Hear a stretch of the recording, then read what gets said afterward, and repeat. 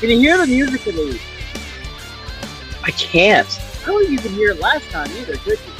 I could hear it last time, not this time, but that's all right. I'm gonna pretend I remember the beat, so I can just kind of like. All right. Yeah, all right. All right. Fuck, I should have grabbed a drink. He should have. That's on you. All right, welcome back to another episode of On the Phone with Dick. Man, I should have got a drink. I just tasted these. Okay, dude, go do it. Just go do it. No, Go do it. Far. Go do it. Far. We've come too far. No, we haven't. We're 44 seconds in. We're not that far. We've come too far. Okay, that's on you, man. We've come too far. Yeah. No, I can't do it. I had one earlier already. I'm a lush. Yeah. Okay, fair enough. I love that for you. Yeah. Welcome back. You know, shout out to Senjin Boychuk. And yeah. Man, I'm pumped. You know, one of my favorite people I've ever had on the podcast. We're getting her back on. Like, she's here. It's Leanna. Last time I can't remember what her name was. It was something to do with it was your mom, yeah.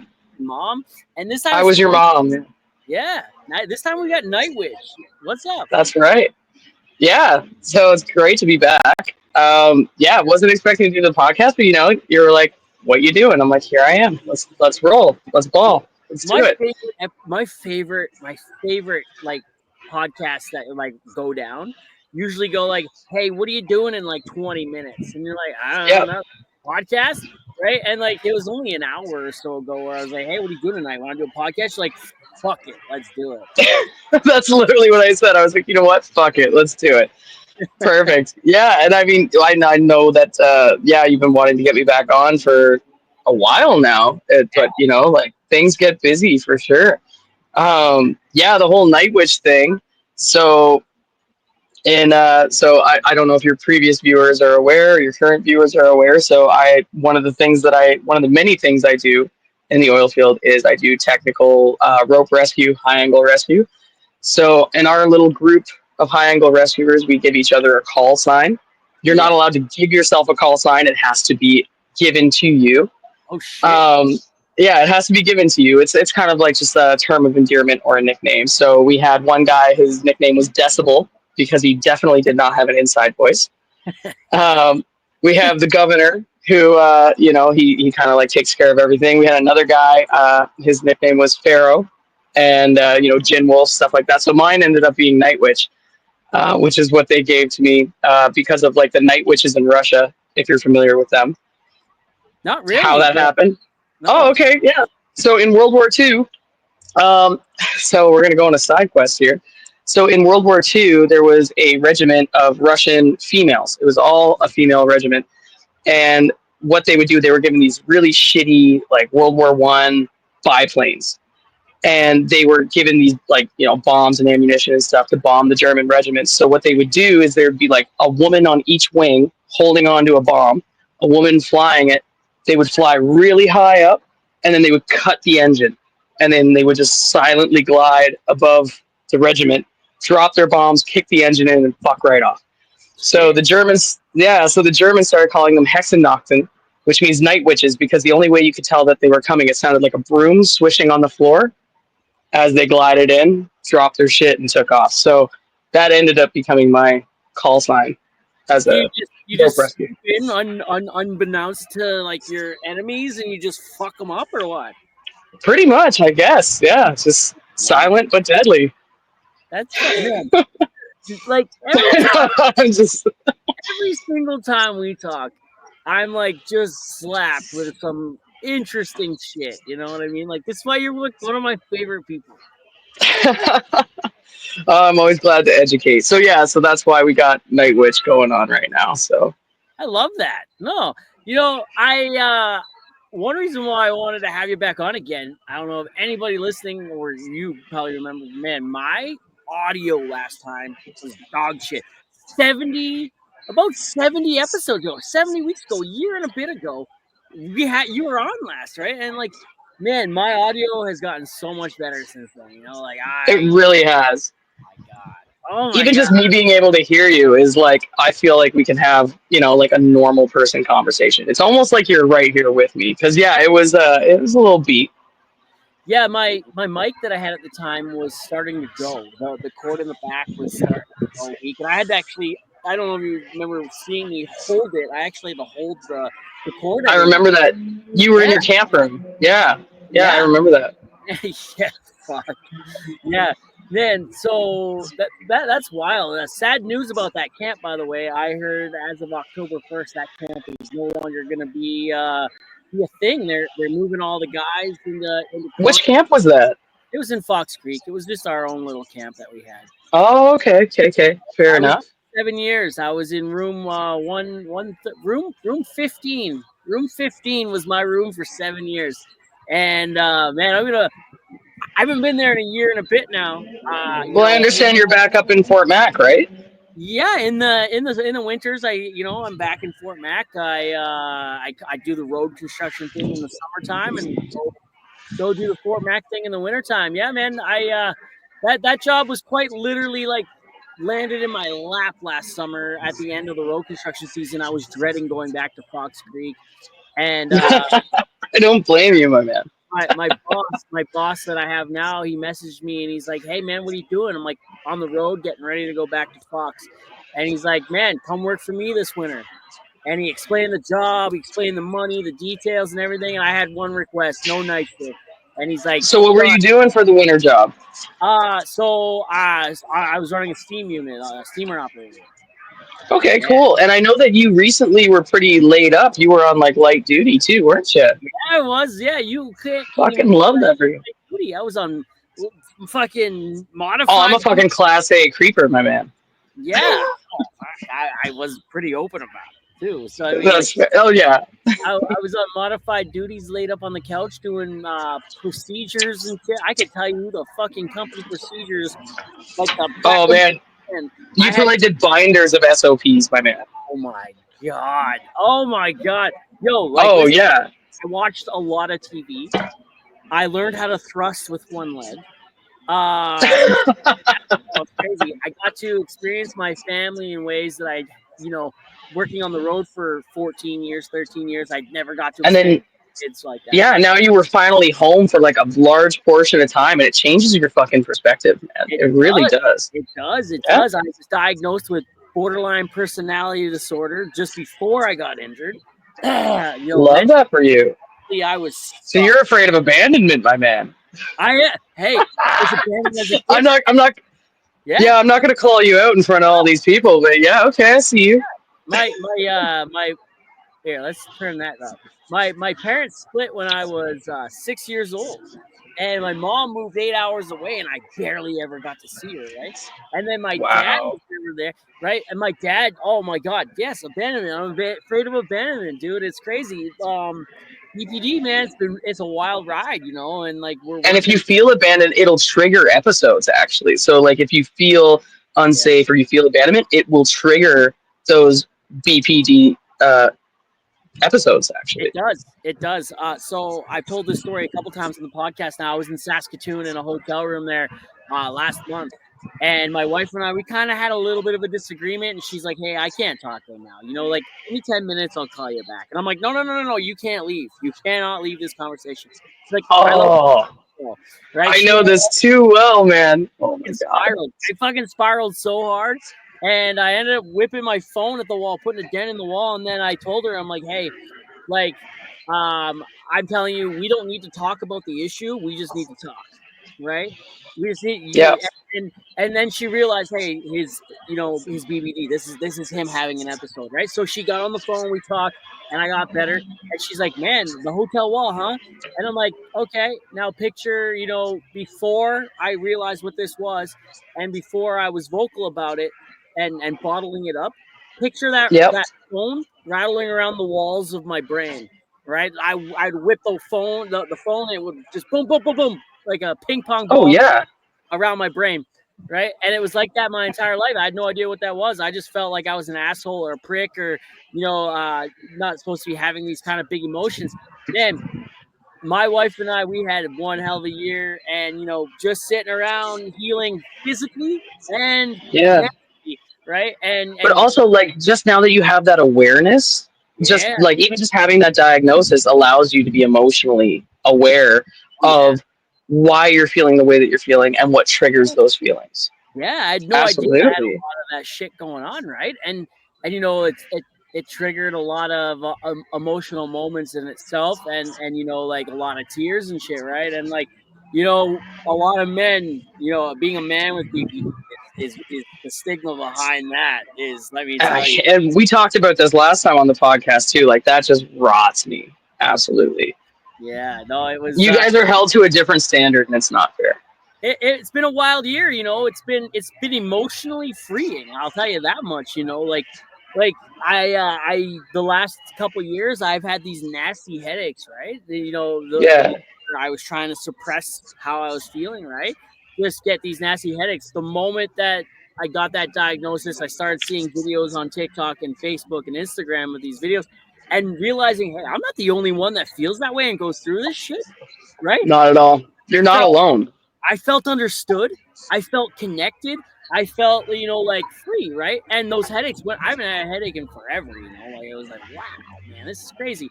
And journaling, man, journaling. I talked about so much, man. Journaling has been like my wife told me for years, you got to journal. My therapist then that I got this year, the podcast was sponsored by BetterHelp, so I got free therapy and I utilized it. And journaling, man, was a big part of that. And wow, man, what a game changer. That's what I hear. I've always been afraid of journaling because it's like in my mind somebody's always going to see it.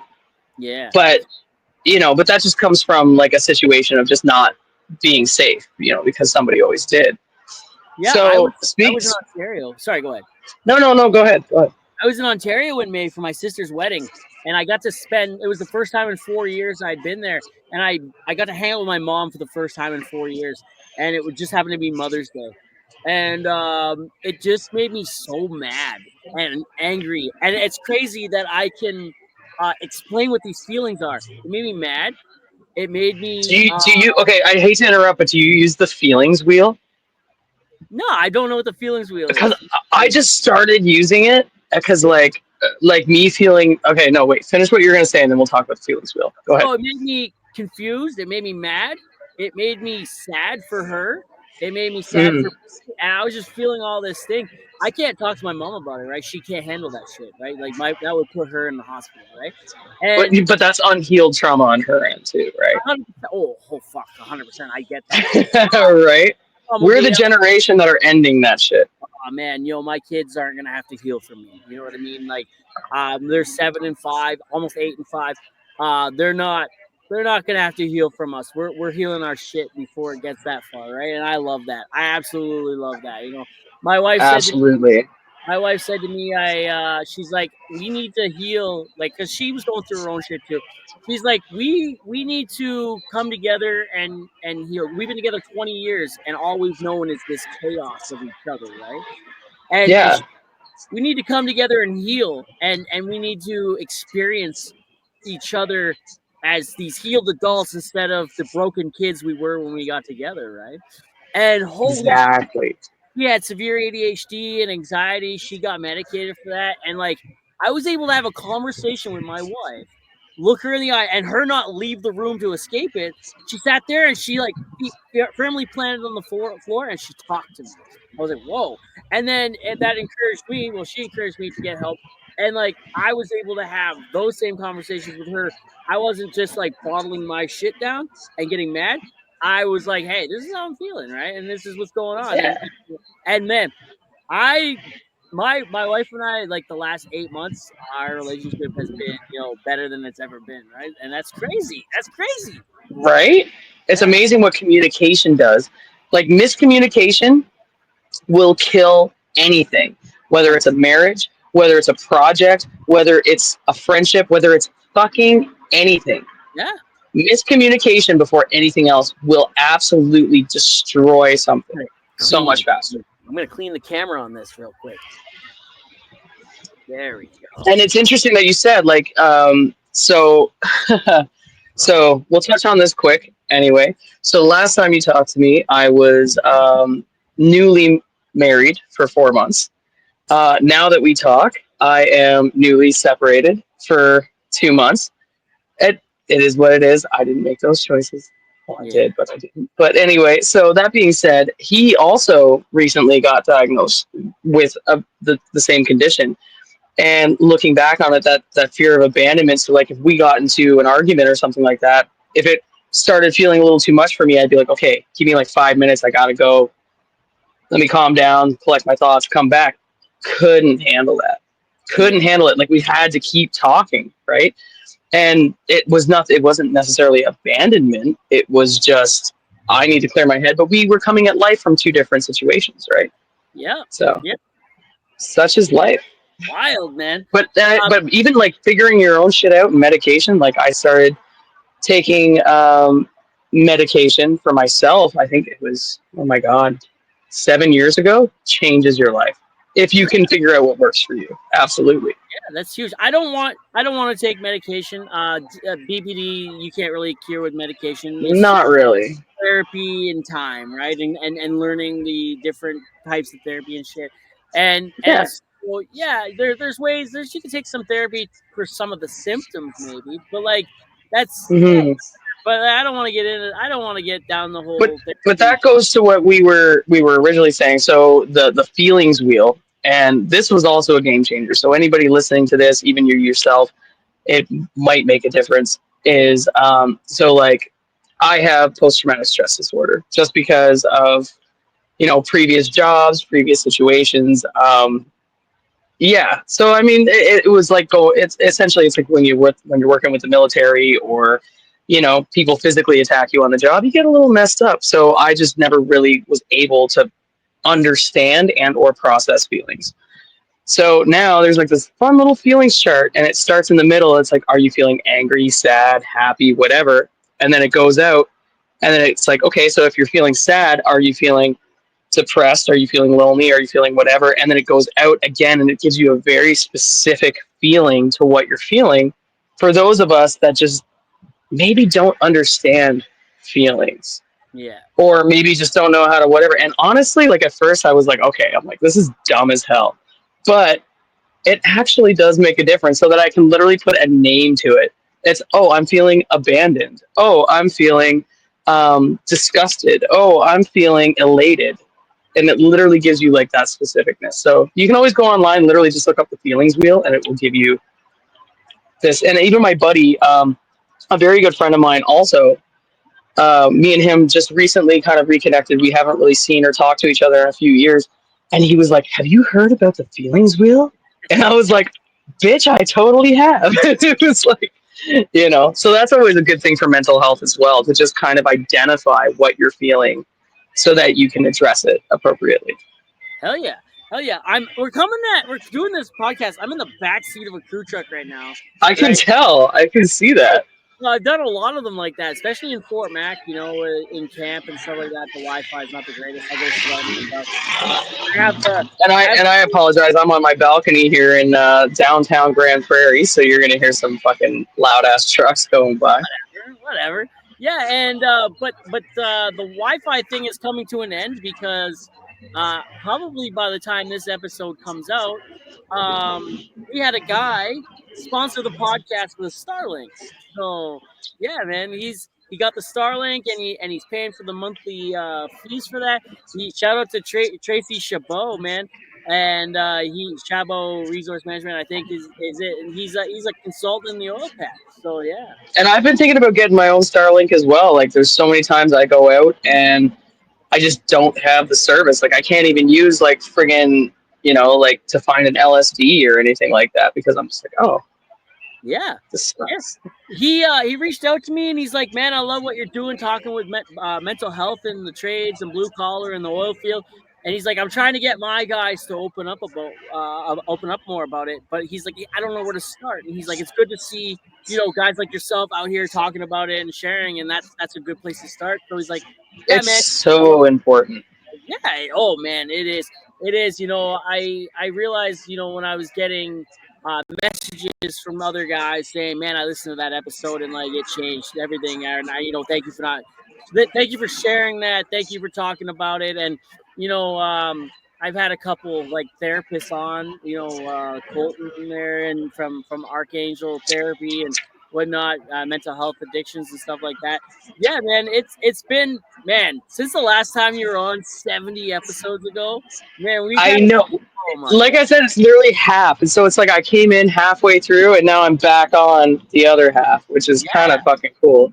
yeah, And you're not wrong. Like the mental health in general. Okay, so like me as a health professional, like I'm a paramedic, right? So we take mental health first aid and everything like that. But also being in the oil field is a completely different animal. Mental health is such a difficult thing. It's like when you hurt your body, when you break a bone, when you can physically see it. So mental health is so stigmatized because our brain is actually who we are. It's the most important organ of the whole human body. But when yeah, something's wrong with it, you can't necessarily see it. Therefore, a lot of people disregard it. When mental health is healthcare, regardless. And the oil field, unfortunately, you're away from your family, you're working long hours. You may be around people who in and of themselves have their own demons to deal with. So therefore you almost kind of feed off of it. Drug use, all of that stuff that kind of runs rampant within our industry only feeds to that. So the fact that you are advocating for mental health and trying to connect people with that is a big deal. And like I mentioned in our last podcast, like the suicide rate amongst men and male workers, especially in the oil field, is astronomical. Astronomical. So what you're doing is it's a service, and I'm glad that people are appreciating that for you're sure. you're a medic, right? I'm a yeah, I'm a paramedic. Yeah. What do you see in that regard? With mental health and stuff like that. As a medic, what are you noticing in the field? What are you seeing? At field level. So that's actually a very interesting question because there's been a lot of times that I have responded to somebody who, for example, feels like they're having a heart attack. They literally feel like they're having a heart attack. They have pressure in their chest, their blood pressure's up, their pulse rate is insane. And they're like, I feel like I'm having a heart attack. But once you attach the 12 lead to them, so the 12 lead gives you like end tidal CO2, it gives you literally how your heart is beating. Like it shows you that. Once you hook that up, everything is Oh, is that you or me?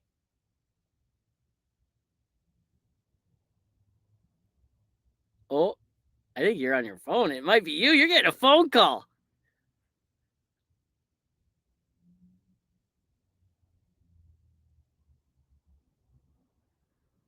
Uh, that me or you?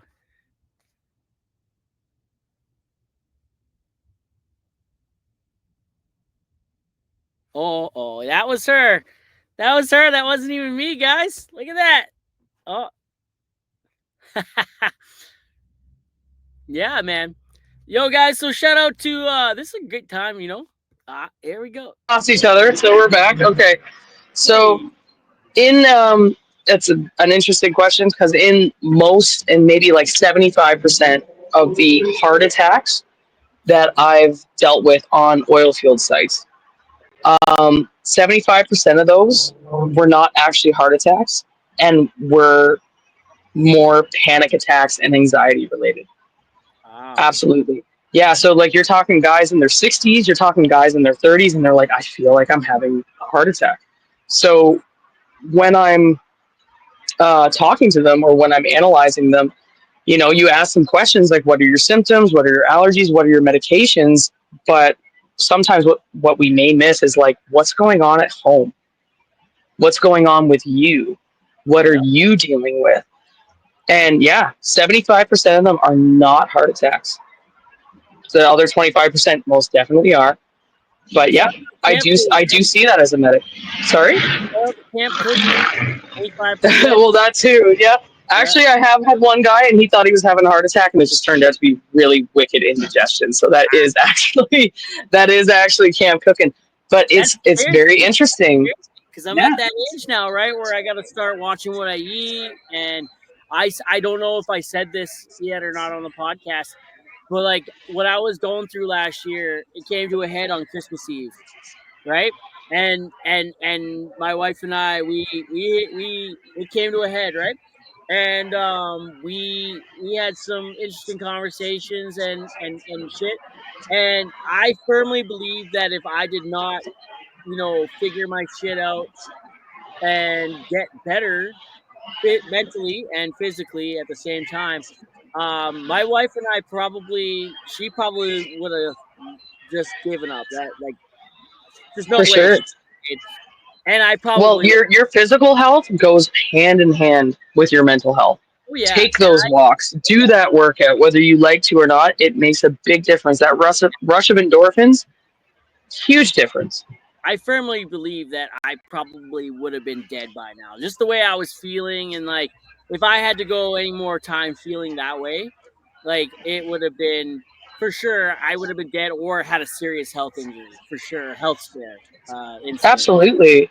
Yeah, And I mean, even same thing with me. Like since we last spoke, so we spoke May of last year, I believe, is the last time that we did our podcast. yeah, roughly. So yeah, yeah. So since then, so at that time, I was just doing technical rescue and being a paramedic. So since then, I have had a role change or promotion or whatnot. So now I'm a project coordinator. I'm a medical coordinator.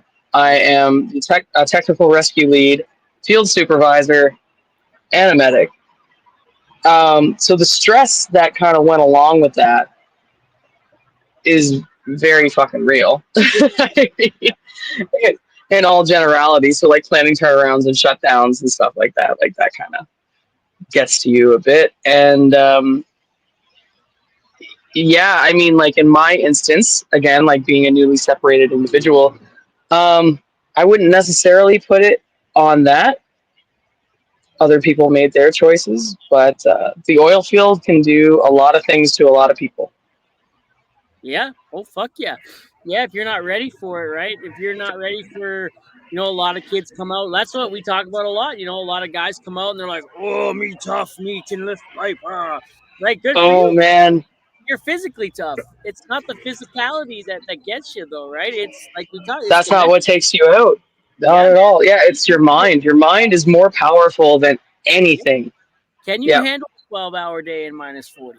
Can you handle weeks away from your kids and everything you love? And you handle not knowing, like can you handle the phone rings on your second day off at a 7 and it's like, oh, I gotta go back to work. I'm sorry. Yeah. Can you come back? Absolutely.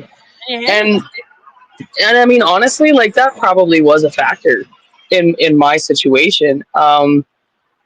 I think also like there's not very many women in the oil field to begin with, let alone like when you start kind of climbing the ladder and then your partner, who again works very hard in the oil field, Yeah. and you kind of surpass that at some Yeah. point because and that can be difficult as well for them. So I mean, not much you can do really. Although to be fair, okay, so when I planned my first project, my first turnaround, I won't say the plant, I won't say the company, but it was there was like 900 people on site, so I had to have 120 of my personnel on site, which I had to like hire on and everything like that. So during that time, it was extremely stressful.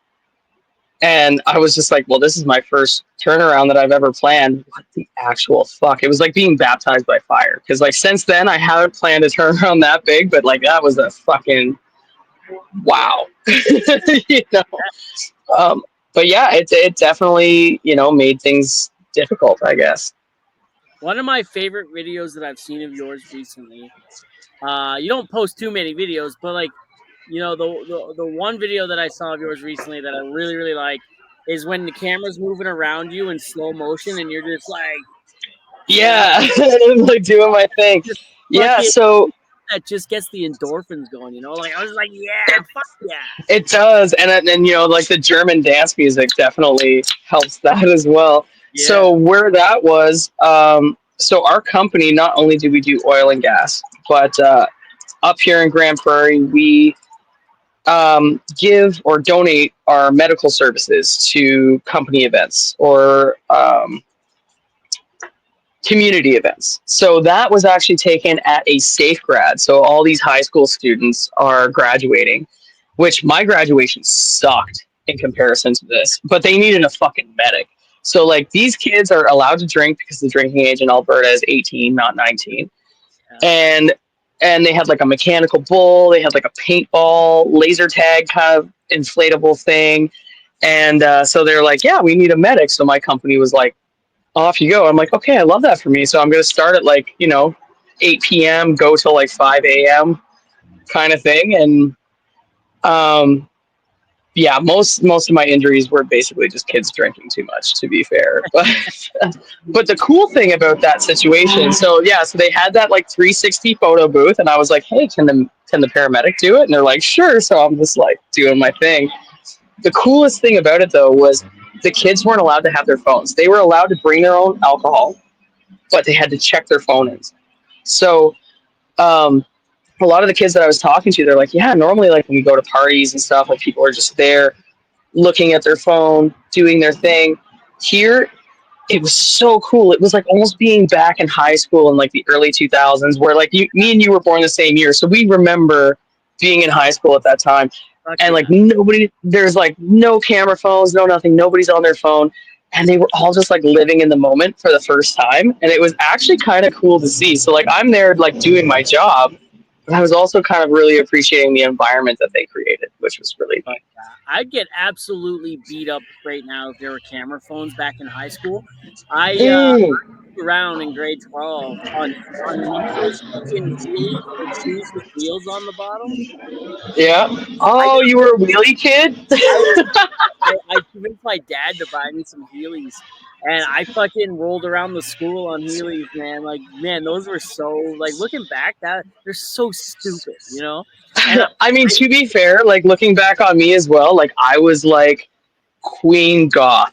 Like I was like it was fucking like it was its own thing too. So you I'm still kind of kind of glad. are. You still kind of are the Night Witch and A fucking little bit. either. You know what I mean? Like, I'm oil field goth now though. That's a yeah, difference. that's badass. You should go work for like Goliath or something. Like, you know what I mean? Like, Right? Just have a cool ass name. And also, yeah, like our company, so like they provide medical for that kind of thing. But so what was it? June. I also get to go out and be a rodeo medic.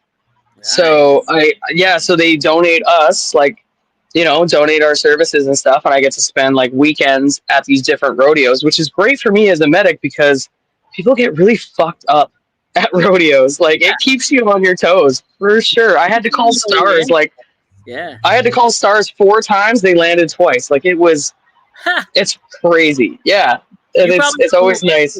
Angela is, eh? Like Angela, back road trucker Angela. She's been on my podcast twice, and Oh yeah, she recently got into rodeos or yeah, women rodeo, or I don't know what the fuck. But I work with a guy in Fort Mac actually in the wintertime who spends his summer bull riding. And yeah, this is taking horns to the head. He recently, like a couple weeks ago, sent me a picture. He's in a hospital. He dislocated his thumb. A hoof came down on his thumb. The bone's sticking yeah. out. He got it stitched up, replaced. 2 days later, he joined them back on the road. Oh This yeah. has metal rods all over his body. This guy's like Terminator. Oh yeah. Like those fucking guys. Like yeah. They and the thing is too. It's like they don't want to come to you as the paramedic or whatever. They don't want to have to go to you. So like they do f themselves up and like I'm not gonna chase you down. You got to come and see me, right? Yeah. But one of the most interesting. So like I can't give too many details just because of like HIPAA violations or whatever. But so I had a guy. He fell off of his Bronco. So he was riding a Bronc, and the Bronc didn't hit him or anything. It was just how he fell. So once he hit the ground, he was wearing a helmet and everything, but because of how he hit, there's something called coup contre coup. So like when your head moves, it's literally your brain moves inside of your skull. Yeah. So once he hit the ground, he immediately did this. He like postured, and I was like, oh fuck, fuck, like immediately. I couldn't run into the ring to get him because it wasn't safe because the Bronc was still doing its thing. I'm yelling at them not to move him, but the pickup man come and they pull him out of the ring. Okay, cool. So he comes to my ambulance and he's sitting there. He's talking to me. 100%. He's answering all of my questions. Everything is good. Um, I check his pupils. His pupils aren't responding. That's a big deal. Big fucking deal. So I'm like, okay, I'm gonna call Stars, and he's like, no. He's like, I could just get a ride to the hospital. I'm like, no, buddy, you can't. I'm like, this is whatever. So he's talking to me. So now 10, 15 minutes go by. I'm talking to him, and all of a sudden he just stops and he just goes, whoa, how did I get over here? He was talking to me awake and aware, and then he comes to while he's talking to me. He doesn't remember getting on the horse. He doesn't remember coming over to the ambulance. He came to even though he was awake and aware. That's scary shit. That is a big fucking deal. And I'm like, okay, buddy. And then the first thing he asked me, he's like, when can I get on a horse next? I'm like, Yeah, yeah. it's You going to just be a hot minute. hang out here. You know what? We'll get you one of those wooden rocking horses you can ride at home. It's like the Those hobby horses? That's what we're doing now. be like the AHL. NHLers, they get hurt, they got to spend maybe some time down in the AHL before they come back. Like Absolutely. we're gonna get you a rocking horse. You just sit in one spot. You rock on that horse a little bit. Just hang out, my man. Man, Oh yeah, and that's always really nice. Like I love doing the rodeo circuit. So I've done the rodeo circuit out here for probably 3 years, and I love doing it because it like keeps me on my toes. As an oil field medic, unfortunately, you don't get a lot of patient contacts. Not everybody fucks themselves up every day, but at a rodeo, somebody fucks themselves up every day. So it keeps my competency up, which is great. shout out to the medics in the oil patch, man. Like I've had to use them a couple times. This past winter I had to use one. I broke that ankle. I dislocated. So I dislocated. I had a talonavicular dislocation, is what it's called, and the Yep. bone that connects my foot to my leg dislocated. The And fibia. Yep. I jumped out, and my foot inverted, and I slid into a rut. Got talonavicular dislocated, and then when I got up, I'm like, "Ooh, that feels weird." And I tried to take a step, and I immediately fell down. And No shit, man. I support it, so I broke the fibula, because there's nothing there to support it. I dislocated 2 bones, and I broke 2 bones, and I didn't feel a fucking thing. It was minus 30, and then by the time that I could. By the time I thought I could feel shit, I was in the back of an ambulance, fucked up on fentanyl. It was great. Yep. Oh yeah, they probably fucking snowed you. So when they snow you, it's fentanyl, ketamine, and Ativan. Oh, You're man, snowed, my man. That's what we call it. We call it. It's like, dude, just fucking snow them. So when they say snow them, you're about to have a great time. Damn, I really am oil field now. Yo, man, I've got an man. It's crazy, man. It's crazy. Hey, I'm in the back seat of my coworker's truck right now, and I think he forgot something. He's coming out to get something here. Okay, let's say hi to him. Let's say hi. Yeah. Come say hi, my man. Hey, come say hi. Come say hi. Come say. He's coming to say hi. He left his water in the truck. Kevin, say hi. How are you? Hey, my man. Good. How about you? Rastafari, Rastafari. This guy's a rapper. Rasta. This guy's You're a rapper? You rap? Yeah. He makes good music. He's from Jamaica. Oh, tight. Okay. Most of the people I know are from Trinidad and Tobago. Can you hit me with something real quick before you leave? The winter gone, my friend. A summertime again. Everybody link again. A barbecue weekend. A barbecue weekend. Me no like winter. Me get frostbite for me 10 finger. Me car not start what is father. Just plug in the car like the phone charger. Ice me a scrape off of my window. You know how much time everybody wiper. If you want to feel cool, come Alberta. This winter, me gonna Jamaica. Fuck. Beautiful sun and natural water. On the seaside, we say the winter gone, my friend. A summertime again. Everybody link again. Fuck. A barbecue weekend. Love it. Yeah, Damn, that was a fucking banger right there. I'm here for it. Guy's music videos coming up. He's got a bunch of tunes. Well, yeah. let's hype him up. Okay, so your music video's coming up. So what's your name for like music? What's your music name? Rankin. Rankin. Rankin. Okay, so Rankin's music video is coming up. He hits the reggae.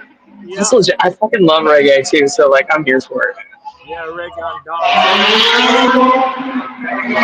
I love that. Oh my goodness. Yeah, it's all good, you know. I work a blessing and thing, right? Yeah. I love You gotta Devin. do something you love. What's his name? His name's Devin. Our wives are Devin. best friends, man. Like, Yeah. and our kids go to school together. So is he your work husband or what? Man, I don't know, man. Work husbands are a very real thing. Don't get me wrong, and I don't mean that in like a weird way. It's like, but I feel like every dude has like I don't like has a work husband essentially, where you're like, this is my guy. I know I can trust him for anything. And the Yeah. thing is, actually, I have a buddy of mine. His work husband just passed away, and he's kind of like Man, if dealing Devin, with that. yeah, that would be. Work husband, eh? Yeah, yeah, like it's hard. I mean, his family actually though like called him and he's like, "Hey, like can you make his urn?" So he's like welding and like using different woods and like bronze and stuff to literally make an urn for him, which is pretty cool. So, Oh, appreciate your work husbands. Hell yeah, hell yeah. No, Devin's good shit. so what's your name? Yeah, man. Leanna. Leanna. Yes. She Oh, eats fire. oh yeah. I do eat fire. I do that. Fire. Fire. I eat fire among all the other weird ass things that I do. Oh, it's all good. It's all good, you know. So where you It's located? all good, my man. Where you What? located? She's from Grand Prairie. He's from Grandperry. We were- Well, we were I'm just- originally from Ontario. I used to live in Edmonton. I just moved to Grand Prairie last month. We were just in Heights okay, working, so Okay. So Oh, you're like, really? Okay, well, okay. Next time you guys are up this way, you at least have to hit me up so we can go to like Better Than Fred's or something and get a drink. yeah. brilliant. We I'm stopped. down because We stopped at Crooked Creek on the way back. Him and I. oh, you got to get those donuts, man. Okay, Crooked Creek, shout out. I got buddies that they do pipelining out in Beaver Lodge, so like everybody likes to kind of get together. Actually, Better Than Fred's is like a block away from my place, which is cool. Okay. That's all right. That's all right. That's how it is. All right, you know, me now keep you guys keep up you guys time still. You know, Absolutely. now keep up you guys. Yes, sir. You know. Yeah. I will virtually fist bump you. Yeah, it was nice talking to you and thing. You see. You know it, my man. You keep on keeping on. Yeah, you know what time it is. Absolutely. All right. Oh, I didn't hear that. It didn't come through. I don't know what you mean by work husband. What work was done? Work husband. Oh, so it's like somebody like that you get along with really well, and they have your back, and it's like they're the one that you want to work with. Oh, You know. okay. Yeah, Okay. yeah. So like, if it was a woman, it'd be like your work wife. But like most dudes work with dudes, so it's like, you know what? He's my fucking work husband. It's like he's your guy. Like Yeah, you know he's gonna, you know he's got your back. You know, like you would rather work with him than anybody else. Like you didn't pack a lunch. Oh man, he's got some food for you. I'll give Devin my lunch all day. Yeah, that means you're work husbands. Yeah, man. No Yeah, kissing. man. Kissing though. No, not at all. It's a purely emotional bond, not a physical one. you know, you know, say something from a different level. All right. Yeah, no, not in that respect. It's purely like, hey man, this is my work husband right here. Nobody fuck with him. Because like I'll throw hands too. He wants to know what kind of tattoo you got here. What a Oh, it's an owl. Oh, okay. Yeah, nothing wrong. Indeed. Yeah. Nothing All right. wrong with that. Just keep old. Stay young. Don't get old. He say, hey, don't sit in one spot and collect mold. I Oh absolute. I never sit in one spot and collect mold. I'm a rolling stone. Don't yeah, collect no moss. Yeah, yeah. Yeah, we was just rapping just now anyway. yeah. This guy rhymes all day. Rapping, We you just know? rap Yeah. back and forth all day.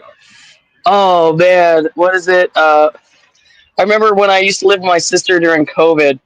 She used to like videotape me because I like I got laid off, so like she's like, okay, come and live with me because like I wasn't hydrovacing back then, and so I was like, well, she's putting me up, so like I would cook dinner, make sure her house was clean and whatever. She used to take videos of me like fucking gangster rapping in the kitchen.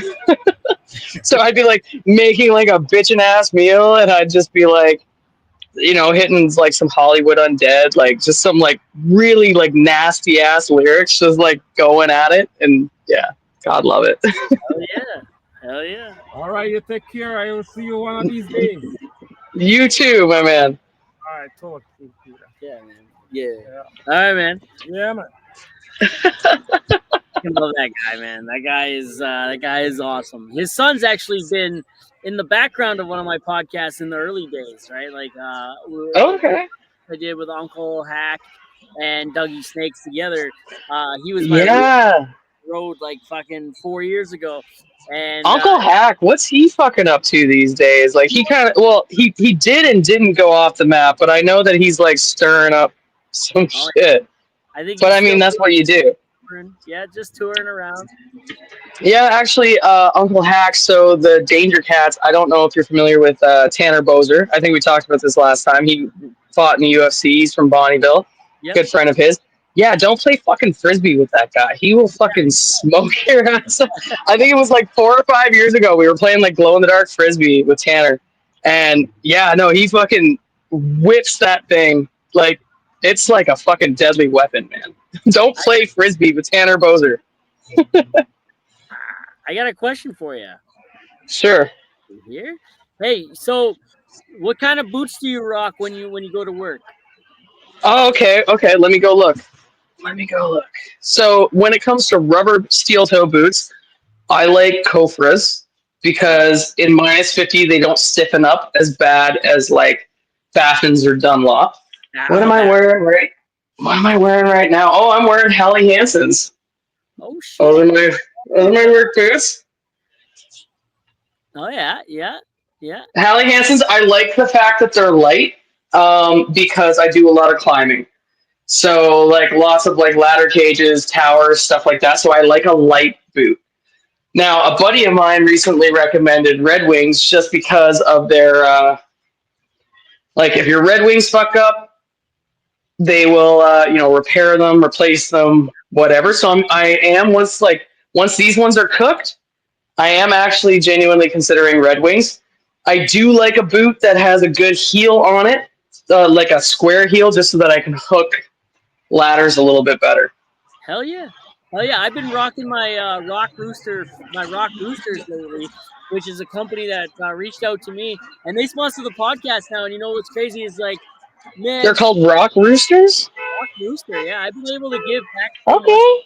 yes, like with Brasco Safety and NWP Safety and Rock Rooster Footwear. And, I got, Okay. yeah, so if you visit, it's across the bottom there now, rockroosterfootwear.com. You Rock Rooster. I'm gonna have to look into it because honestly, these boots are gonna be cooked here shortly. So like, what's their winter shit like? That's a they're big thing. gonna figure out what their winter shit is like here right away. I'm gonna order something for the winter, but I ordered a pair of these. They sent them out to me, and if you use code Frost15, you save 15% on your work boots. Man, that what Look like I'm gonna be getting some Rock Roosters at 15% off. So y'all should also do the same. listen, like in the last 70 episodes, right? I've got to give back to the community, my community of blue collar men and women, in so many crazy ways. You know what I mean? Like the Rock Rooster boots. Save yourself 15% on boots. Yeah. And and NWT, I've gotten codes, and they've given me brand new PPE to give away to the PPE bin in camp, and man, it's been insane, and just being able to give back, like that means so much, because like as well as I do, young guys come in, they don't know anything, what they're gonna need fully, and saving 15% on a $300 pair of boots is, it's a game changer. It's Well, amazing. and these towns aren't boom towns anymore. Like back in the day, they would pay for your tickets, they'd pay for your PPE, they would pay for like your LOA, like all that stuff. Now they're cutting down on fly in, fly out. They don't Yep. pay for your tickets to come in. They don't pay for your PPE anymore. You're expected to show up on site with that PPE. So yeah, absolutely. Being able to save money on it is like a big deal. Yep. Absolutely. Absolutely.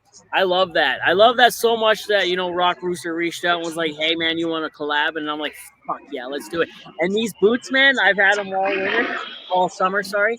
I didn't think I was going to get to use them, right? I didn't know when I was going back to work. And then I got the green light. I'm like, fuck yeah, my Rock Roosters are sitting there brand new in the box. I'm sliding them on, right? Nice. Yeah, and, Well, honestly, like I said, mine are about to be cooked. So, I mean, like, I'll give Rock Rooster a try. Like, if they can help me climb up, like, 150-foot towers and, like, go in and fucking go into tanks and, like, whatever, I'm here for it. fuck yeah, and that's the beauty of it, right? Like it's pretty insane, and yeah, man, I love that stuff. But and I don't know, yeah, it was the Mudman sponsored the podcast last time you were on, right? Yeah, because you I don't know if they did or not. That's a good question. Mudman's been sponsoring the podcast since episode 14, and you came on 70. Yeah, yeah, they did. Okay. Yeah, it was like, but they have. Oh my god, this is the best part. So you know what viscosity is, right? I do. Okay, what's It is, viscosity? it is, it is the thickness and flow rate of a liquid. Yeah, so the thickness of your load, right? Like how thick is your load? Why do you gotta say it like that, my man? Well, because I'm Fuck. perverted and my name is Dick, right? So like I guess. I mean, yeah. And the fact that you even choose to go by Dick as opposed to like Richard. I mean, you made that choice. I did. I made I fucking. It's been probably one of the most best decisions of my life, and we'll get into that later. But the Mud podcast, and he deals in the thickness of your load, and as a man in my mid-30s, my load's never been thicker, right? And it's true. It's fucking true. The zinc, man. So like, the Mudman sponsors the podcast for all your drilling fluid and laboratory testing equipment needs. www.mudmanmarket.com. The last time we did a podcast, I was recording everything on my phone back then, right? Like everything. And that was part of the problem with the audio. Not only did the mic and the headset not work, but I was using my phone. And, when I was using the phone, if someone called me or whatever, it would cut the feed, right? The podcast would go dark. Well, the Mudman, who originally sponsored me with the headset, right? And last summer, he sponsored me. He I don't know, it's not sponsored, but he does sponsor, but he gave me or donated or whatever the MacBook Pro, right? And the MacBook Pro, Oh, good for you. I record fully on the MacBook Pro now. My phone's over here. I don't need it. People can call. I can ignore, and I can edit. Right? I Edit. always ignore. See, last time if we were recording and it cut out, right? You would listen to that back on the podcast because I wouldn't edit that out. Now, if Yeah. the little bit of audio issues that we had at the beginning there a little bit, you're not even gonna know they were there, right? And like, none the wiser, right? And that's the Mudman, you know what I mean? Like, I love that guy. Shout out to that guy. Good for you. Yeah, I mean, it's always good to have people in your corner for sure, It and that is appreciate what you're doing, right? absolutely, absolutely. So I wanted to ask you a question, and it's Hit me up. it's what you said back at the beginning about you have to earn a nickname. You can't give yourself one. That's right. Yeah. I put you on the spot right here, right now. What's mine? Oh shit. Okay. Okay. Oh wow. You really are putting me on the spot. You son of a bitch. Okay. I want to know what what you would call me out in the field. What like Usually, okay. So usually these nicknames don't come right away, right? It's like after you've worked with somebody, after you like, so like I gave Decibel his nickname because we were drinking on a picnic table, and he's a very loud and very opinionated individual. Yeah. And so we were down in Hardesty, Alberta, doing some tanks, and we were drinking after work, and he was just like kind of going off, and I was like, okay, man, like fucking simmer down, Decibel. And that's how that kind of fucking happened, right? So I do like that our nicknames come, or not nicknames, call signs come from like working with them. So since I haven't worked with you, I understand. Okay, so you're a fluid hauler. Your last name is Frost. You like to go by Dick. So, oh my goodness. Honestly, that's interesting. That's a really fucking good question. Hold on, I've got something brewing. Let me simmer here for a hot I'm minute. waiting for it. I'm waiting for it. Okay.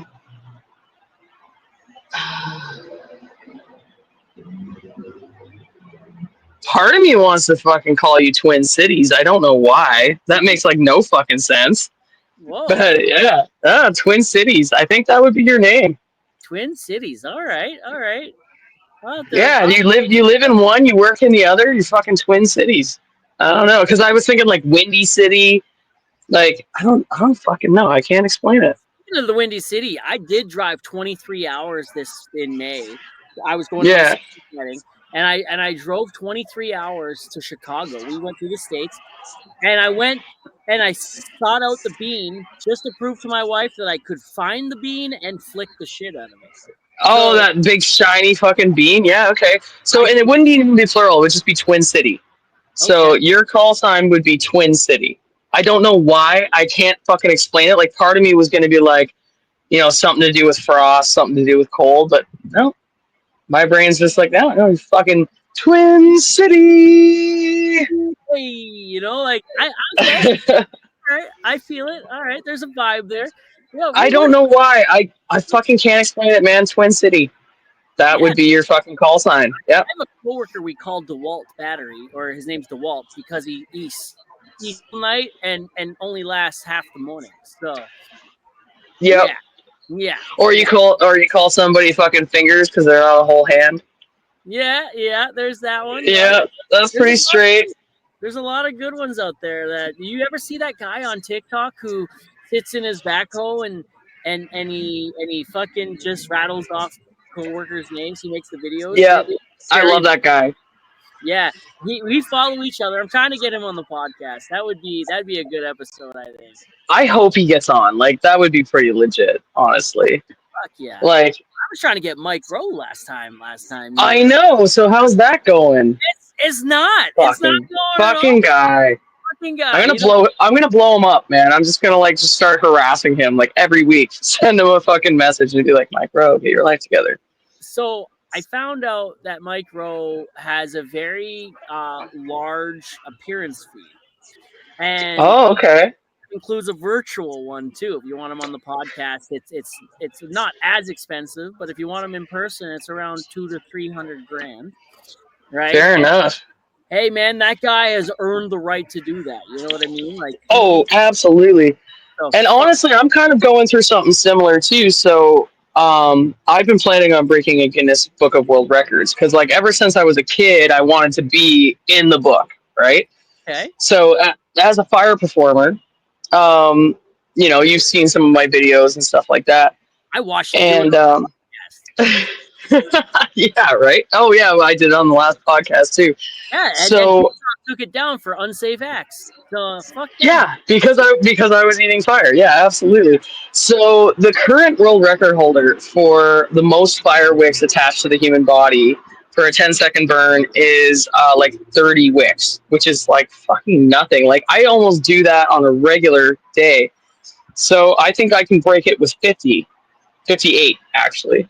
So that's kind of what I'm planning to do. I'm planning to do a Guinness Book of World Records up here, and I have a lot of friends in like the circus community when I used to be part of a circus in Toronto, and a lot of them are like, "We'll come up." And then the one guy, he's like, "Well, the guy who holds the world record for the most fire eaten in a minute, he's like that guy's an asshole, and I want to fucking break that record too. So we're gonna try and double Guinness World Record it up here in Grand Prairie, Fuck yeah. and yeah. So I got friends who do like fire hula hoop, fire whip, like they're magicians. They do all sorts of stuff. So I'm hoping in the next year, now that I've called this city home, to like put on some kind of large performance during maybe one of their festivals or whatever, and then we can break.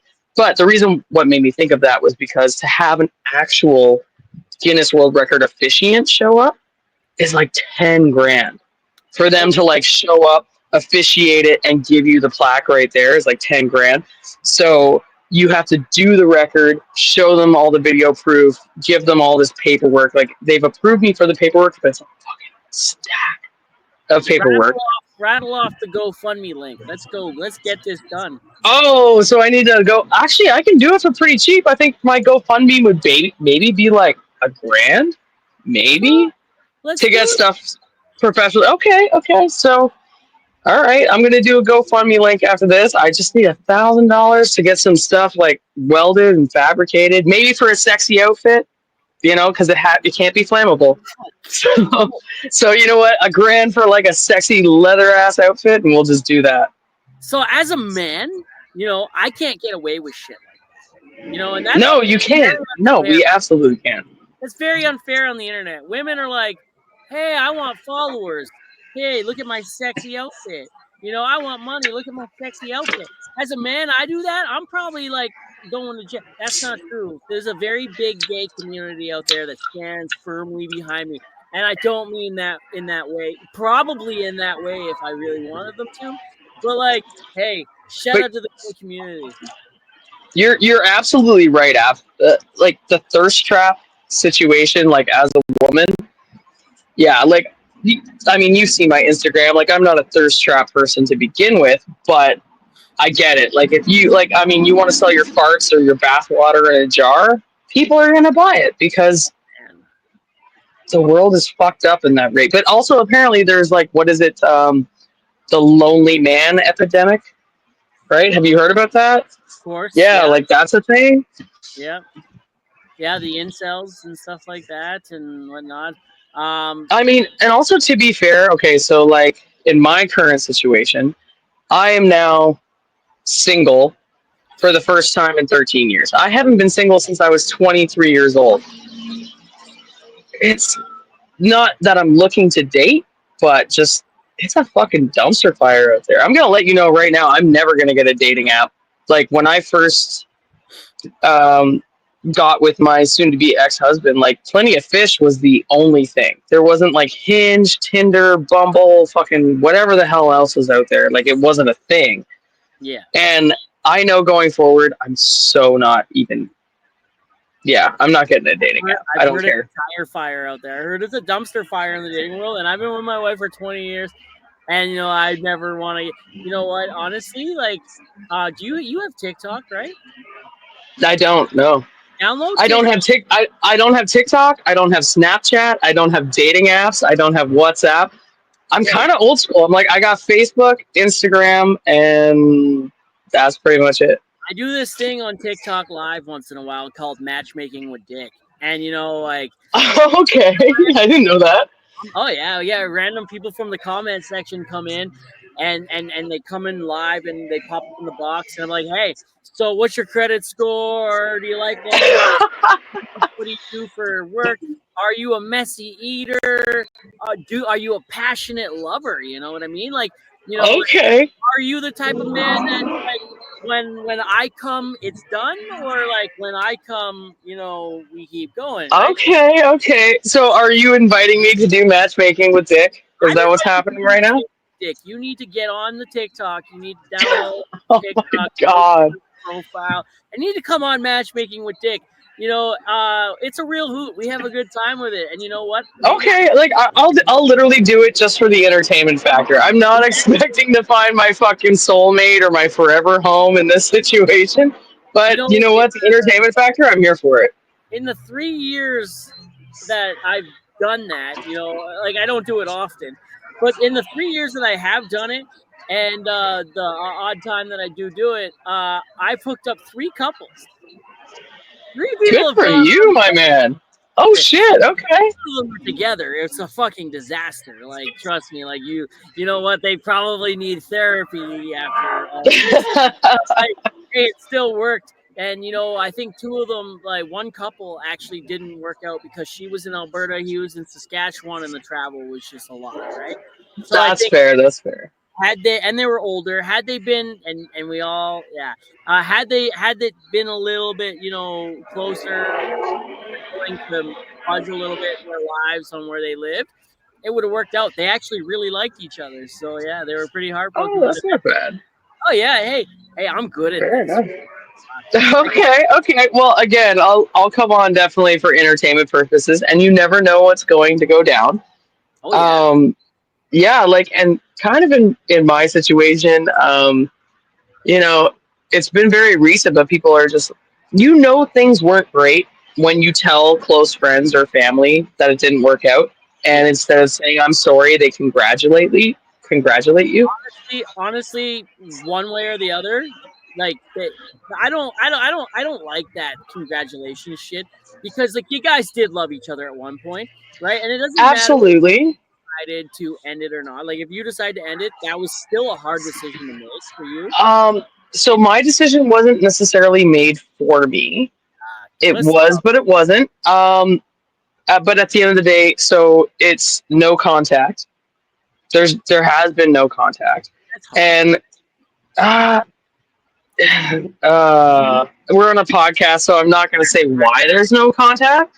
Yeah, But yeah, the thing is it gives you time to really reflect on the relationship as a whole, yeah, and you start to kind of when you're just by yourself and you have no influence, you're like, yeah, it's kind of fucked up, and then you yeah, just accept it. But you love them, you wish them well, and you know that like it's not a thing anymore, yeah. and My such is life. together since we were literal babies, right? Like not actual babies, but like like 17, right?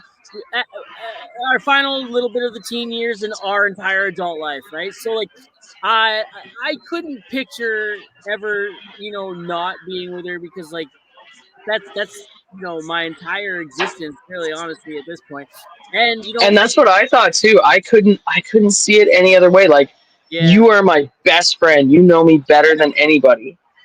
But again, our situation was a little bit different. And then since the no contact, a lot of things have been coming out of the woodwork that suck. yeah, It sucks to hear, but you're like, okay, well, that just solidifies like that I it was the right left for decision. myself. You Yeah, it know? was the right Yeah. decision. Yeah, you sometimes things just run their course, right? You know what I mean? And Sometimes the flowers arrange themselves. Like, don't make plans, because if you make plans, life is going to tell you yeah, elsewise. yeah, life And will. yeah, the flowers arrange themselves. Like, yeah, Yeah, absolutely. I couldn't picture, because we have kids now. I couldn't picture, you know, dropping my kids off or picking them up or whatever, or walking by this woman and not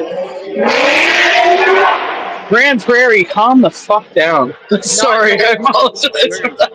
No worries, and Oh, not knowing shit. what's going on in her day to day, not having that, not being privy to that information anymore. Right? It's none of my Yeah, business. Right? I couldn't. That breaks my heart even thinking about it. Like, I like know, and that's what I thought too. And I mean, again, every relationship is different, but yeah, I was like, oh my goodness, like, we're best friends, we talk every day, whatever, and then just having that space for me again. Um, yeah, you're just like, okay, I can see it. Just walk away gracefully, accept it, whatever. Um, but yeah, well, everybody, and also we don't have kids in the mix either, right? yeah. So like, yeah, no, so it's like, so me leaving is just, Well, I now live. makes it any consolation prize. You look happy. You I seem do, I do actually. yeah, you Yeah, do. I mean, I'm just doing my own thing, man. I mean, yeah, it's just I moved closer to be. I moved out to Grand Prairie to be closer to my career, and yeah, that's all you can do is just bless Oh, them, wish them well, and fuck such is yeah. life. Fuck yeah. No, I remember this girl in Fox Creek, this woman who works at Secure there. Her and her husband, they got together while they were in active addiction, and then they pieced Mhm. it up, right? And they had kids together, and she just, she's like, I made the decision to leave. And one day we're talking, and I'm like, "How are you doing?" And she's like, "I'm fine. It was my choice." I'm like, "No, no, no, no, no, no. That's not what I'm asking. I'm asking how are you do? How are you? Like you might have made that choice, but that was still your husband. That's still the father of your kids. It's still your best friend at one point in time." She's like, "I'm a mess. It fucking sucks." But coming Yeah, active addiction, like I looked at him and I didn't know him, and then I realized like that's not the person. We weren't together at any point during sobriety, right? So I was like, yeah, no, that I could see that, and that sucks, right? So like relationships ending is hard in general, right? So it really is. And the thing is I really didn't say anything or broadcast anything to friends or family. no, I And didn't. then now, yeah, and but now recently in life, last like 2 months, I'm like, okay, I'm out, and this is why. And they're like, holy shit. They're like, that's some Anne Frank shit. Like you hid that so well for the last 9 months. Whoa! Was he German? Are you a German No, person? Are you Jewish? I'm German. No, I'm German. He's not. Oh my God! But yeah, Did he hide in the but no. closet from you? Oh my Können wir bitte eine Bier haben? Nice. goodness! Nine. But no, no, because I remember I was telling a friend of mine, and I was like, okay, this is what happened, and so fucked up. And he was just like, so this has been going on for the last 9 months, and like, you try to save your marriage, whatever. And he's like, holy shit. He's like, that's like some Jews underneath the floorboard. That's some Anne Frank shit. He's like, we had no idea. I'm like, yeah, that was the idea. Nobody would have any idea. So, I mean, Nowadays it'd be some Palestinians under the floorboard, like right? Wham, bam, Afghanistan, essentially. hey, we got some Gazans under the floorboard over here, man. Yeah, and so that's the weird thing. It's like people will come up to me and they'll be like, "So how are you doing?" Yeah. I'm doing good. I'm doing all right. It's Yeah, you're not hiding under the floor anymore. Fuck, you're not here. no, no, not at all. And I mean, like that's just life. That's literally just life. If it's okay, so this is the best way I can explain it, and I hope this helps somebody who maybe sees this podcast. This is literally the the way that I look at it, the way that friends when I talk to them and they're going through the same thing. This is literally the same thing that I said. So a relationship is like a beloved family pet. When that relationship is dead and has died, so your beloved family pet, your dog, your cat, whatever, has died. You Are cut the you head gonna off hold and shove it in a bag and put the urn on the fire pit, like fair? But what I mean is, are you gonna hold it in your arms and keep holding it yeah. until it rots and festers and turns into something that you don't recognize anymore? Or are you just going to bury it the way it is and appreciate it for what it was and the good times that it gave you? I, unfortunately, as many people do, held on to it just a little too long and it started to become something that you don't recognize. You either die a hero Well, or live long enough to see yourself become the yeah, villain. Yeah. yeah. So, yeah, look at your anybody who's listening to this, look at your relationships, whether it be romantic, whether it be family, whether it be whatever. Look at it as a beloved family animal that has already passed away. And are you just going to continue to hold on to it until it becomes something that's maggot infested that you don't recognize? Or are you just going to let it go and appreciate it for what it was and move on? I Yeah. held on to mine just a little too long. Not too long, but just a little too long. I should have buried it before that. Back in the 90s when we used to hit things to make them work again? That's called percussive maintenance. Yeah, Yeah. I get Yeah. that. Fuck, my dad Your used to your do that. your your cathode diode TVs and shit. Yeah, for My sure. dad used to do that to my mom, and she never worked again, like, Whoa, whoa! oh, there's that family Back the trauma fuck up. again. There's that family trauma coming out again. Just gonna unload that family trauma. Oh my god. Yeah. Okay, we're here for that. Oh, is that what this podcast is now? It's a trauma dump. god. TV, and now we know why. Oh, but you know what? That's the biggest thing. Again, because this podcast now is like more mental health for sure, Yeah. and it's you know what, just the feelings wheel. Fucking bury it when it needs to be buried. Find what works for you medication wise because that's a fucking game changer too. But men, and again, we talked about this last time I was on the podcast. Yeah, like you guys are kind of more the silent victims. Like there's women's shelters, but men's shelters are homeless shelters. Shit. Yeah. That's that's No, so rough. And you know what? More men are physically and emotionally abused than what they like to say. And then when they do ask for help, oh well, go to a shelter. Is there somewhere that you can go? Well, fucking no, I gotta go to a shelter. yeah. That's tough, man. That's tough. You and I, we have a mutual too. That since episode 71 or whatever, we discovered we had, and uh, Kiera, rookie on TikTok and Instagram, Kiera Davik. She I noticed she was at a function or a medic gala or whatever. Oh yeah. No, okay, yeah. So I met her at a Alberta First Responders Gala, the very first gala for that. I didn't know her prior to that, and it even though I have resting bitch face, people feel like they can come to me about stuff, which is nice. I like that. And she was like, "Hey, this is my situation. Can you help me?" And I was like, "All right, bet. Let's go." I like Yeah. good shit. Yeah, I haven't spoken to her since. I just met her that one night. I helped her get out of a precarious situation, and then that was pretty much it. I got her a job with me in Fox Creek when I worked there. I met her on TikTok. She needed a job. I got her there. And where I work in the winter now, I got her a job on there, and that's where she works right now too. And yeah, Oh, well, I'm going to say hi, Kiera, if you see this. I'm glad I could help you during the First Responders Gala. hell yeah, hell yeah. It was so interesting. Oh man, yeah. No, I don't want to keep it too much longer. It's getting on in time here. So It is. Okay, so let's do two truths and a lie before we leave. okay, you want me to tell Okay, two truths and a lie? both of us. Both Okay, of us. all right, all right. All right, so you have to tell me two truths and a lie, and I have to guess which one that is.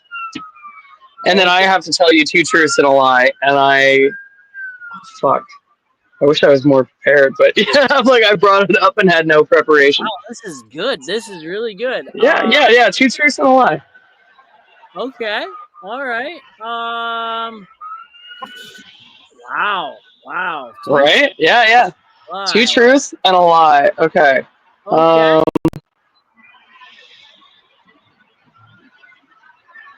Oh shit. Okay. Fair enough.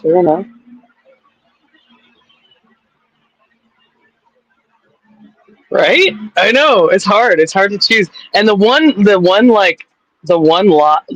truth is like too easy. It's too easy, so that's why I'm trying to like get Yeah. out of.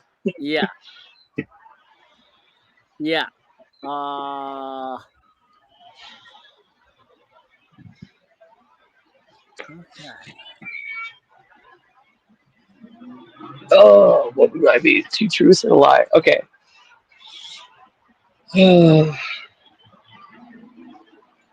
Okay. I got two truths and a lie. Okay. Give me yours first. Okay. My wife is pregnant. Um. I have replaced her entire. I've managed to replace her entire. Whatever. Fucking. You know what I'm saying? I've managed to replace her entire her income online, and I am thinking about taking the dive and quitting my job to do content full time. Okay. What was the last one? Taking the dive, Sure. doing content full time. I'm gonna say the last one is a lie. Okay. Am I correct? No, my wife's not pregnant. Oh, I was gonna say that one. I was totally gonna say that one, and I've then been yeah, talking okay. about it for months about how the last time I had that much amount of time off, my wife ended up pregnant, and like really interesting. And I discovered Cialis in that time. So, oh my god, yeah, no, Okay. Fair enough. Fair enough. Okay. So mine is two truths and a lie. Okay, so I have my two truths. Oh, what's my lie? What's my lie? Um, oh, I gotta come up with my lie. Fuck. Okay. Um, okay. All right. So, um, I am close friends with Mike Myers. okay, I have been stabbed, okay. and I gave John Chrétien a nickname. You didn't give John Are, Crutchin the nickname. That one's false. that's actually true. Is it? It is. Oh shit! I'm not close friends with Mike Myers. Wow. Fuck! I was so excited. I was like, man, you gotta hook a brother up. What's John Crutchan's nickname? What did you give Crutchan? I called him Cretchy. Crutchy, and how do you that? Do you like Okay, it? so when I was in high school, John Chrétien went and visited Kenner High School, which is the southern high school in Peterborough. So I left my high school that day to go down to Kenner to go see John Chrétien. And then when he was walking into the building, I was like, Quetchy! And he like gave me a high five and whatever. So then when he addressed the high school, he was just like, as you know, when he was the prime minister or whatever, he was like, as many, you know, his French accent or whatever. He's like, as many of you know, my name is Jean Chrétien, affectionately known by one of you as Cretchy. And I was like, Cretchy! I love that. I love Yeah, that. Yeah. Fuck. yeah. That's awesome. That's awesome. Yeah, so yeah, no, yeah, I was stabbed on the job, gave John Chrétien a nickname, and I am not close friends with Mike Myers, but my cousin lives next door to his cottage in Bancroft, so they are close friends, but I'm Mike not. Myers had, of course, Mike Myers has a fucking cottage in Bancroft. Of course He he does. does, and so do all of the bare naked ladies. Man, okay. Do you know how the Bare Naked Ladies got their name? No, I don't. So they were playing a show in Toronto, their very first show, right? And they didn't know how to get people in the building, right? So they put Bare Naked Oh, billboard and people flocked in. that's fucking smart. To be fair, Yeah, it I'll is. give him that. Fuck yeah. I'll fucking give him that. Yeah. So I don't know. So yeah, I was doing it on the podcast actually, but so to wrap up the podcast, I usually I ask, the Mount Rushmore question, right? If you had four people on your Mount Rushmore, four people that you look up to, inspire you, who would they be and why? And I don't remember what you said last time. I think I do remember this question, and I'll probably change it slightly. Okay, so I do remember saying, was it Norman Borlaug is one. He's the one like who helped eradicate a lot of like famine and whatever across the world. Like, so, okay, so Norman Borlaug, look him up, tight. The other one would probably be Hunter S. Thompson, fucking psychopath, great journalist. So Norman Borlaug, Hunter S. Thompson, shit. Maybe who would my other two be? That's a really good question. Shit. Okay. Norman Borlaug, Hunter S. Thompson. Um,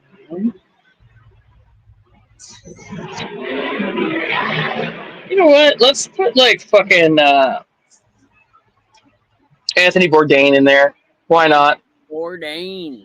Bourdain. Let's throw Bourdain in there because like he kind of bridged gaps between cultures and stuff like that. So let's do Bourdain in that. You're not the first person to Yeah. say Anthony Bourdain. That's crazy. I like Anthony. I liked Anthony Bourdain. I should say. I'm the first person to say Bourdain? No, you're not the first person. Like, Oh, okay. Okay, so that means he belongs there. that means he Absolutely. was there. Yeah. Yeah, he clearly belongs there. And then, okay, so number 4. Ooh, good question. Let's go with Nikola Tesla. Why not? Why Because the we will live to see man-made horrors beyond our comprehension. He already knew what was up.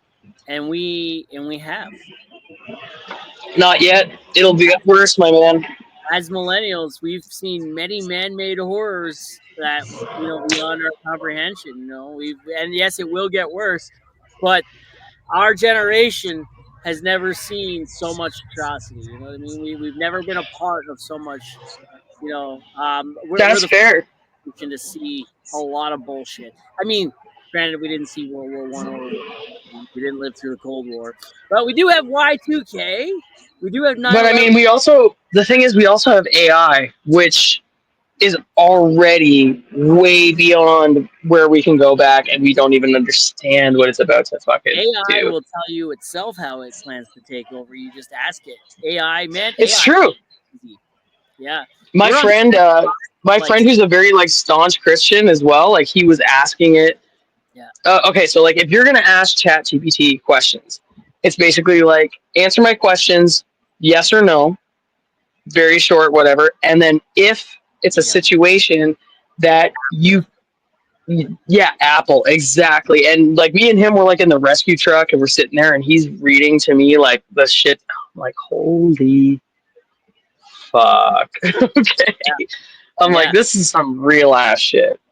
yeah, and AI does help a lot. AI has helped me with the podcast quite a bit. It's cut down on like 10 hours of work I have to do on a podcast. And I did the same thing. Like I have to like write, emails or like job postings and stuff. And yeah, it absolutely helps me with that. But like in terms of, you've got some people and their AI girlfriend or boyfriend, or they go to it for mental health advice and stuff like that. Like people, it gets so real that there are very dire consequences in response to that.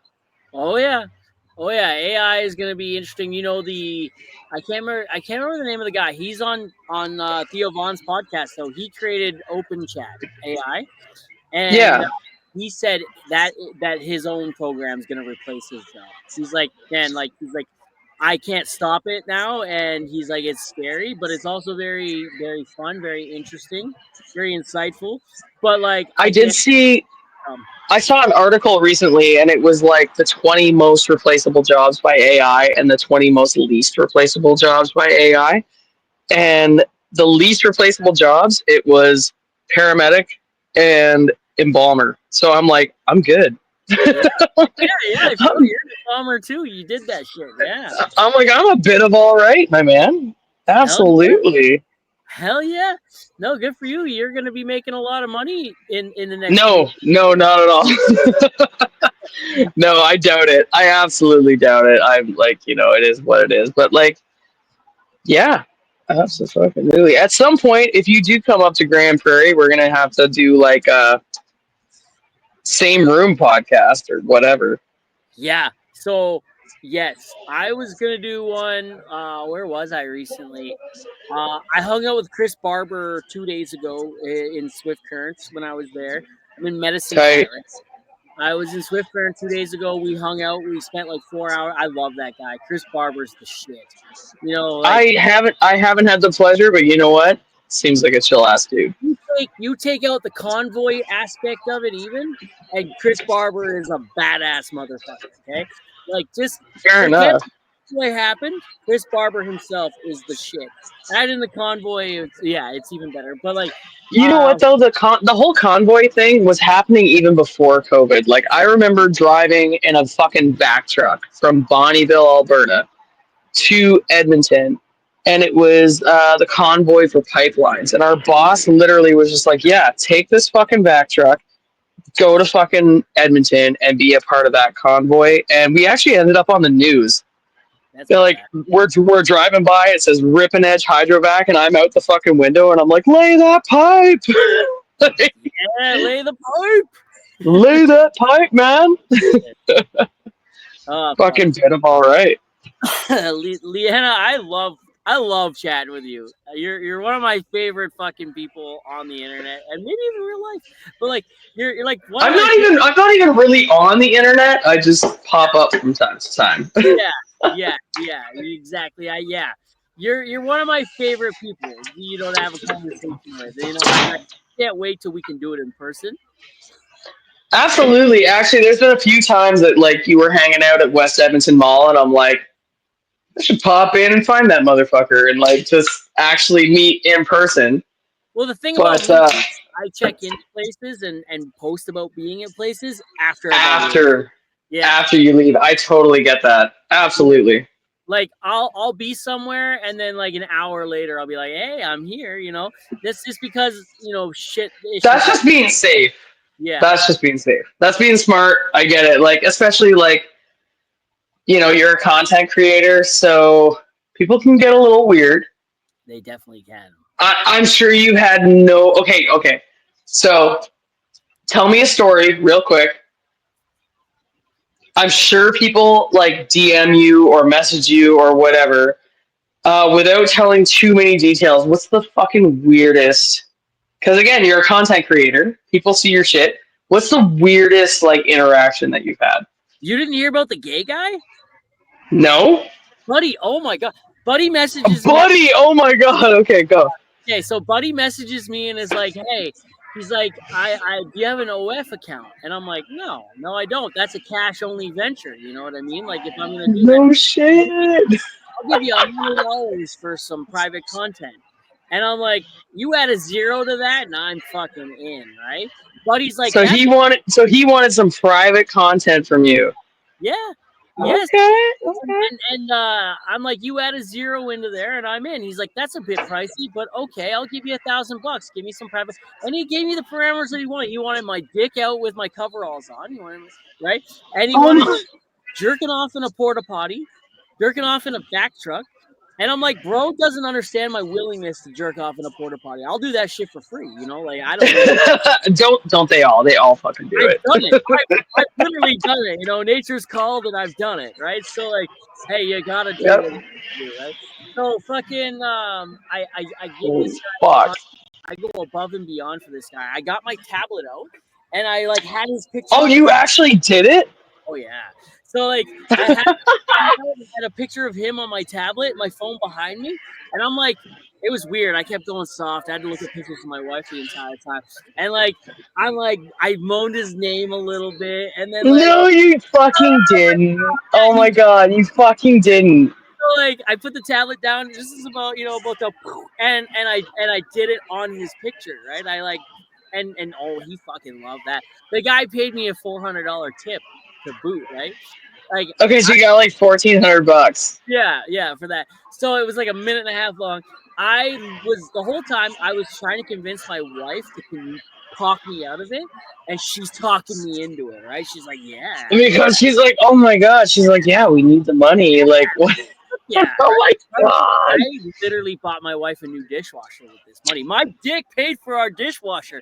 Every time I wash my dishes now, I'm like, yo, that my Oh, what did I do for this? What did I do? I've been looking for that high ever since. It's like trying your first hit of weed. I've been searching for that. I feel like you're fucking with me right now, but I I'm not. also like I'm not I know you're not. That's If the this was two thing. truths and a lie, this would be one of my truths.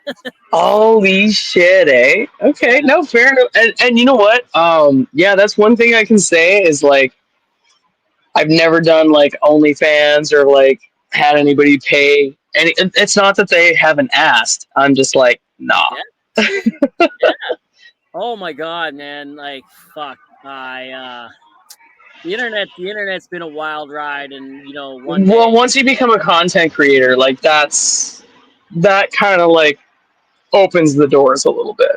Some guy. Okay, he was a pipeliner from fucking somewhere up near GP, and this guy, you know what? More money than brains. Okay, like, he offered me how much was it? He offered me $2,000 to shave my mustache off on a live stream, and I'm like, Did you do it?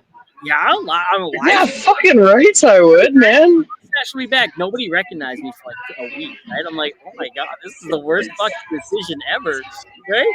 And like, Yeah, he paid me $2,000, and then he gave me two like gifts on TikTok universes, worth $1,000, right? So he paid me $3,000. So he gave me the $3,000, and like a couple months later, he messages me asking me if I still have that money because he needs it back. I'm like, sorry, bro. Holy Sorry, bro. what? Yeah, he's like, I might Oh have my made some bad god. that night. I'm like, yeah, no kidding, man. I thought they were pretty stupid too at the time, but here we are. I'm like, I literally don't have that money anymore. I'm sorry. Yeah, no, it's gone, my man. Like, it was used to pay bills, just to let you know. Yeah, I bought Yeah, my and I mean, like, swing with yeah, it. like Yeah, after our first podcast, yeah, for sure. I definitely got DMs, yeah. absolutely. Because I mean, like that happens, right? Like it happens, but not necessarily my thing. I will give some of them a fucking gold star in confidence in terms of whatever. But I'm good. Thank There's you. this guy, and he probably listens to the podcast. He's on my Instagram and my Snapchat. He's called the Black Sox Bandit, and he's a gay dude. Okay. He wants pictures of me just wearing black socks and jerking off, right? And or Oh, video. so he's got a specific situation going He on. wants the black socks. Yeah, he wants it. There was another guy. His name was ML. He added me to Snapchat a couple years ago. Works in the oil patch somewhere. I found out it's actually Curl Lake. I don't mean to out him. Anyway, so That's where I started, man. Was I cut my teeth at Curl Lake, fucking Wapatrass, man. ML messages me, and every day for like 6 months, the guy sends me a picture of his dick, or him, another guy touching it, or you know, oh yeah, he sends this to me all the time. And then one day, I just open it to get rid of it. I just laugh and I move on with my day, right? And then one day he starts asking me for mine, and I'm like, no, right? And then he starts getting hornier and hornier about it. Like I just want you, put my cock in your mouth, and your cock in my mouth. Whoa. And I'm like, bro, what the fuck? And then I deleted him, right? And then like a couple weeks Yeah. later, he adds me back. I'm like, okay, maybe he's chilling now, right? I don't know why. I add him back. It starts again. Then for a little while he stops completely, right? And then one day, like probably about a couple months later, he quite literally erected from the dead. He sends me another one, right? And I'm like, man, what the fuck? And he's got his coveralls on, right? And I'm like, what the hell? I looked this guy. I Ooh. found him. I found him. The guy's married with children, and I'm just They like, man, usually are. you need to stop. You need to stop this shit. And I haven't. I removed him off of Snapchat now, and I haven't added him back in almost a year. He's yeah. Man, the gay dudes on the internet. Hey, if it don't work out with me with women, the gay dudes are there. So Dude, it's not even that. Like, okay, so yeah, like during my time as you know, like wife material and whatever, like everybody like not an issue, right? Like as soon as I became single, like you'd be shocked the people that come out of the woodwork that are like mutual friends and like whatever. And there's this one guy came out of nowhere, and I'll give him a fucking gold star for confidence, but as a medical professional, um, so the unsolicited dick pic was still an unsolicited dick pic, but like medically, I'm both intrigued yet horrified. Like, why that? And I mean, I'll give him props for being that confident, but it's like, why is it shaped like a fucking traffic cone? Like, what? I don't the understand traffic cones. what I'm What do you looking at. think he's having his way with traffic cones, right? Like, Dude, no. I mean, like, just I don't know. I don't know how to explain it. So like, I came in, and he was like, "Yeah, I'd like to hang out with you and whatever." And I'm just like, "Okay, cool." okay, I don't know, but like, as a single woman now, how long have you been single for? I have been single now. Oh, I guess. Oh yeah, we're gonna do the whole like fucking what is it, matchmaking with dick or whatever. Yeah, Yeah. So I've been single now for 2 months. 2 months. Okay, But I Have, was mentally checked out for the last 9, so have like you I'm not you damaged. have you gotten any? Have you had any fun? You really fucking asking me this I'm right asking. now? I'm asking. Have you had any fun? Have you? Like, hey, come on. I don't know how to word that. Have you just gotten under someone else to get over someone? Like, You yeah, fucking asking me this right now? yeah. Yeah, obviously I have. Good for you. Good for you. Good for you. Good for you. That's Oh my awesome. god, Dick, really? Like, Hey, I'll. Yeah, nah. Hey, You didn't have to answer that. You could have told me to go fuck no, myself. no, no. I know. I could. No, but yeah, no. Like, it's not like I'm going through like a fucking whole phase or anything like that. But yeah, no. There's definitely, someone that is like Yeah. is super nice and like put Someone all put my you through furniture. that witch's brew, huh? You know. Well, in my brand new apartment, I had to buy all new furniture and shit like that. So yeah, he came over and like built all my stuff and whatever, and yeah. Man, you made the guy build your furniture first. I like this. Okay, so get this. Okay, so the thing is he came over. I didn't ask him to, but he did. But he Yeah, did. yeah, And then so the thing is I'm like, okay, I'm like the least I can do. I mean, like aside from the yeah, other yeah. stuff. I'm like, I'm gonna make you a fucking like roast dinner, like a fucking roast, like fucking mashed potatoes, like the fucking gravy, like the nines. Yeah, I'm like, What was I'm gonna make you. I'm gonna what? the dude? What What was was he that? fucking roast? The dude got hard off the roast. But anyway, I'm like, yeah, I'm gonna make you a fucking. I love to cook, right? Like, I love to cook. Yeah, So I'm like, yeah, I'm gonna make you this fucking wicked dinner. And he's like, oh, you don't have to do that. That's so much work. Like, whatever. I'm like, no, I'm gonna fucking do it regardless. Like 2 hours into him assembling IKEA furniture, he's like, I get it. I get why you're making me this roast because this fucking sucks. I'm like, yeah, it's terrible. So yeah. nice. Good for you. No, hey, good for you guys. Good for him. The dude got a roast out of it. Like he didn't just come for the poom poom, and he came for the fucking roast. Well, Yeah, he didn't know the roast was gonna. But anyway, yeah, no, it's fucking weird. Again, like I haven't been single since I was like 23. yeah, yeah. So that's 13 years, my man. And now all of a sudden, like you're in the wild and you're like, fuck, is this? I couldn't survive out in the wild. I would Don't do it, man. be a hermit. I mean, I did. I had to leave though. Like, so that's the thing. Like, my soon-to-be ex-partner has never been dumped in his entire life since he was in high school. Everything. He's always been the one to like dump somebody. So Yeah, now that before he can be somebody has what? he leaves before he can be left. Yeah. So yeah, when I pieced out, he was like, "Well, she must have left for another man." No, my man, I left for me. But like, he doesn't see any reason why I would have, Yeah, yeah. which is it's fucking weird. It's so, but such is life, man. I mean, like, what do? You just gotta fucking roll with it. It's water in this fridge. It's water off a duck's back. Like, fucking, Quack. like, sometimes life is what you make it. The flowers arrange themselves. Life's a garden. Dig it. All the fucking platitudes, like, Joe Dirt. yep. Yeah. So yeah, no, coming from you live from downtown Grand Prairie. I'm in downtown Medicine Hat, so shout out to that. Oh, okay. Well, that I'm in a better spot than you are. You are in a better spot.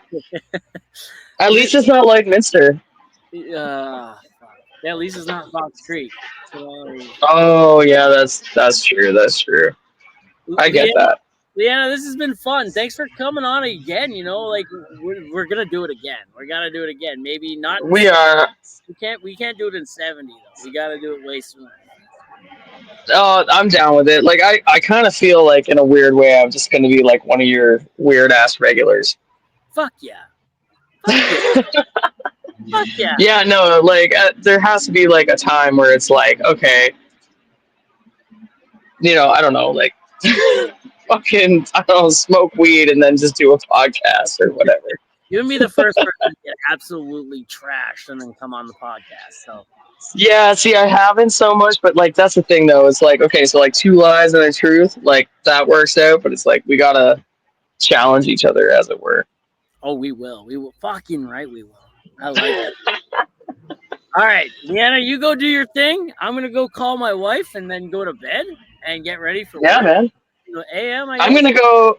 I'm gonna go put a fucking coffee table together and Do it probably alone. have a shot of Jaeger while I do it. Do it alone though. Don't be What? cooking no roast. Don't be cooking no roast while you cook while you make this coffee table. No. Okay. Yeah. No. I already made fucking chicken thighs for myself. Yeah. It's just me putting the coffee table together.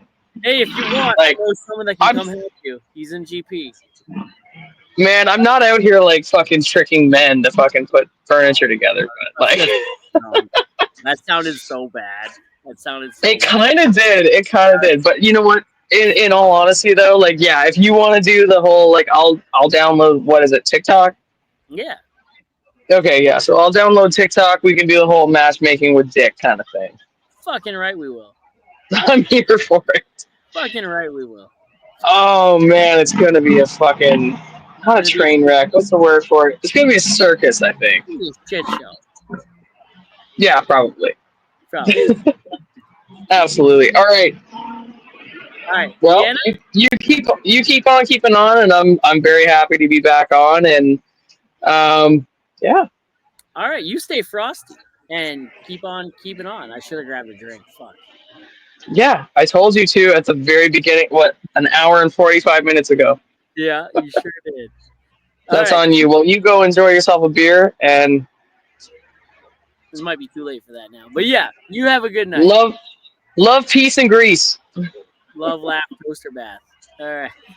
That too. All right, man. Take Have a care. good night. Bye. You too.